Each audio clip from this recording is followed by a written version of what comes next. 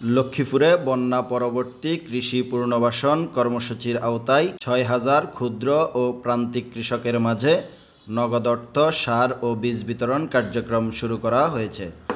বুধবার সকালে সদর উপজেলা কৃষি সম্প্রসারণ অধিদপ্তর উপজেলা পরিষদ মিলনায়তনের এ কার্যক্রম সূচনা করেন।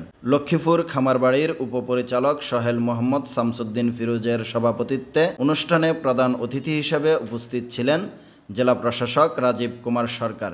বিশেষ অতিথি হিসেবে উপস্থিত ছিলেন অতিরিক্ত জেলা প্রশাসক জেপি দেওয়ান, ভারপ্রাপ্ত উপজেলা নির্বাহী অফিসার ও সহকারী কমিশনার অবিদাস, উপজেলা কৃষি কর্মকর্তা হাসান ইমাম। এ সময় প্রধান অতিথি রাজীব কুমার সরকার বলেন, দেশের কৃষকরাই আমাদের অর্থনীতির চাকা সচল করে রেখেছেন। কৃষকরা ভালো থাকলেই দেশ ভালো থাকবে, আর দেশকে ভালো রাখতে হলে কৃষকদেরকেও ভালো রাখতে হবে।